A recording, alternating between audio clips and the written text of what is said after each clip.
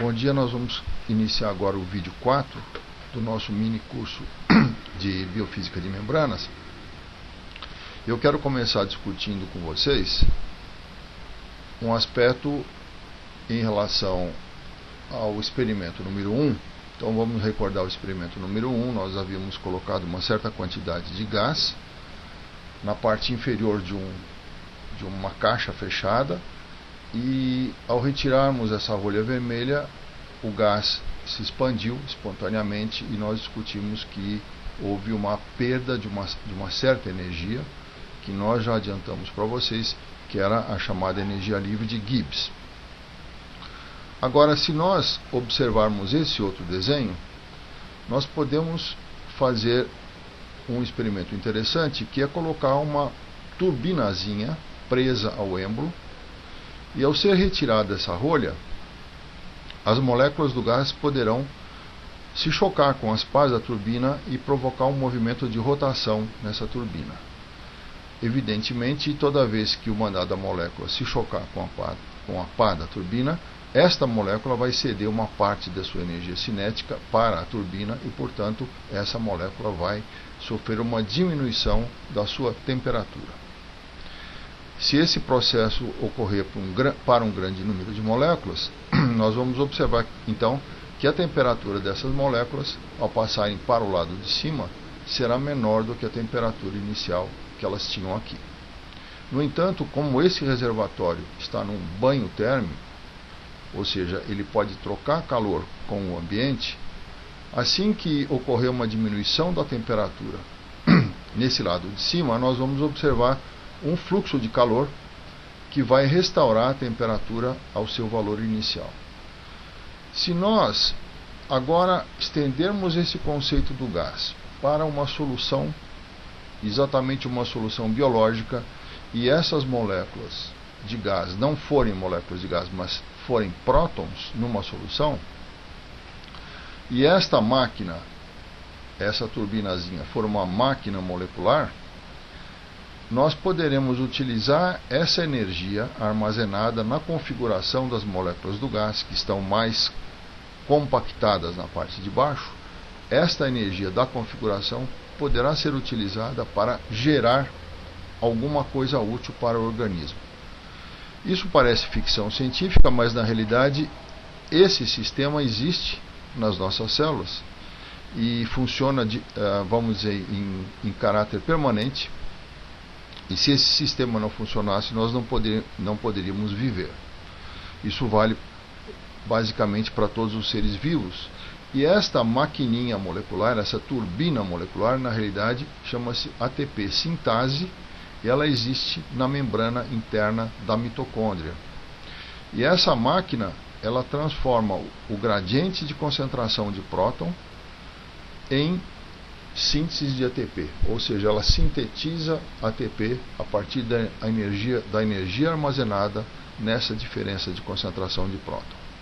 E na realidade a energia que essa máquina utiliza é a energia livre da configuração dos prótons nessa região. Então isso eu estou falando para vocês de modo a que vocês entendam a importância do conceito de energia livre de Gibbs. E agora nós vamos então passar a discutir um pouquinho mais profundamente esse conceito da energia livre de Gibbs, que por definição é dado aqui nessa fórmula. Então, esta é a energia livre de Gibbs, U é a energia interna do sistema, nesse caso das moléculas do gás, ou seja, é a energia relacionada à temperatura do gás. PV é uma energia relacionada à configuração da pressão multiplicada pelo volume. E, finalmente, este último termo, que vocês estão vendo que tem um sinal negativo, é a temperatura multiplicada por S, que tem o nome de entropia. Então, nos exemplos que nós vimos até agora, ficou claro que alguma coisa é modificada ao se passar dessa situação para essa, e ao se passar desta situação, por exemplo, inicial, para esta situação onde nós temos essa máquina molecular. E essa grandeza, na realidade, constitui um aumento da entropia. E a entropia pode ser encarada como uma medida do grau de desorganização ou desordem de um sistema. Quanto mais ordenado está um sistema, por exemplo, todas as moléculas do gás estão aqui na parte de baixo e nenhuma molécula na parte de cima, então quanto mais ordenado esse sistema, menor a sua entropia. Quanto maior a desordem do sistema, ou seja, quanto maior o número possível de configurações desse sistema, maior a desordem e maior a entropia. Então, neste caso e nesse caso, os sistemas estão evoluindo no sentido de um aumento de entropia. Agora, se vocês olharem nesta equação, fica claro que um aumento de entropia significa um aumento desse termo que está subtraindo energia da energia livre. Portanto, um aumento de entropia significa uma diminuição da energia livre. E agora nós vamos passar para o experimento 2, que é um experimento não tão interessante quanto o da máquina molecular, mas ele é necessário para que a gente possa entender os conceitos associados às variações de energia livre. Então, se agora nós colocarmos as moléculas do gás na parte de baixo da caixa, agora essa caixa não está mais fechada, ela está aberta aqui em cima, e este êmbolo está travado numa certa posição. Nós vamos colocar um pezinho que na realidade não é suficiente para equilibrar a pressão do gás. Isso significa que ao retirarmos a trava, esse gás vai empurrar o êmbolo com o seu pezinho para cima, que é o que está acontecendo. Nós vamos aumentar um pouco, que é o que está acontecendo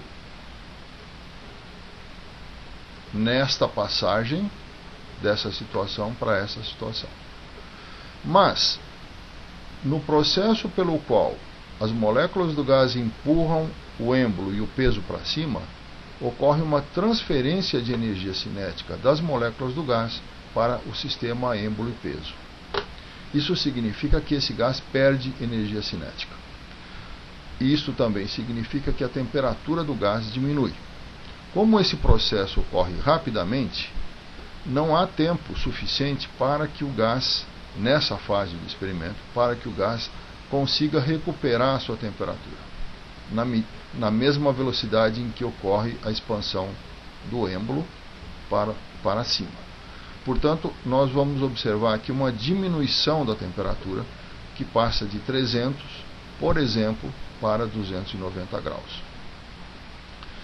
E aqui nós vamos observar que o gás ele vai atingir um equilíbrio. Agora ele se equilibra com esse peso, portanto eu não preciso mais da trava. Esse sistema agora está numa situação estável. E rapidamente nós vamos observar que ocorre uma entrada de calor, porque essas moléculas estavam mais frias, portanto existiu uma diferença de temperatura, e agora ocorre uma entrada de calor em grande quantidade e com uma velocidade muito grande, portanto a velocidade de troca de calor é muito grande. E o gás volta a ter a temperatura de 300 graus Kelvin e mantém a sua pressão, o seu produto PV igual ao produto PV inicial. Então, neste caso, se nós observarmos a equação da energia livre, nós vamos ver que o gás tem a mesma energia interna, porque ele voltou a ter a temperatura de 300 graus. Ele tem o mesmo produto PV, porque a temperatura não variou, e quando a temperatura está constante, o produto PV é constante. E o que aconteceu com o gás é que este termo aumentou, a entropia do gás aumentou. Portanto, a energia livre de Gibbs desse gás sofreu uma diminuição importante. Se nós observarmos agora, sob um outro ponto de vista, o que aconteceu, nós vamos ver que esse gás foi capaz de realizar um trabalho útil, porque ele levantou esse peso dessa posição para esta posição. Portanto, nesse processo, esse gás conseguiu transformar uma parte da sua energia livre na criação de uma energia potencial para este pezinho que está aqui em cima. Portanto, o peso agora tem uma certa energia potencial maior do que a energia que ele tinha nessa posição. No entanto, a eficiência desse processo não foi grande, não foi, vamos dizer, a eficiência máxima, porque esse processo ocorreu numa velocidade muito grande. Nós vamos ver agora como é possível extrair mais energia da configuração de moléculas desse gás. Então vamos supor agora que nós temos o mesmo gás confinado na parte inferior, mas ao invés de nós liberarmos o gás através da trava, nós não vamos colocar a trava e vamos manter o gás na sua posição, todas as moléculas aqui embaixo, simplesmente acrescentando um maior número de pesos. Então vocês observem que agora a pressão causada por todos esses 8 pesos sobre o êmbolo, ela iguala-se à pressão que o gás tem no seu interior, aqui na parte de baixo. E o que nós vamos fazer agora é retirar um pezinho de cada vez e vamos permitir que o gás sofra uma expansão de uma forma mais gradual. E em cada expansão que esse gás sofrer, por exemplo, passando desse... Então, numa primeira etapa eu tiro um peso, o gás vem para esse nível. Eu tiro outro peso, o gás vem para esse nível, eu tiro outro peso, até que eu conseguir retirar todos os pesos e o gás vem para essa situação, que é parecida com esta situação. Na realidade, nós gostaríamos que essa situação, em termos da altura do peso, fosse igual. O desenho não expressou bem essa ideia.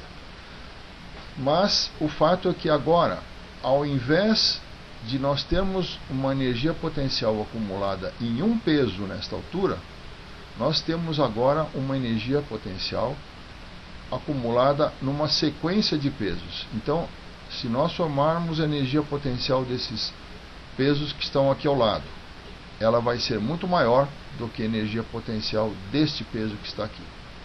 Qual foi a diferença?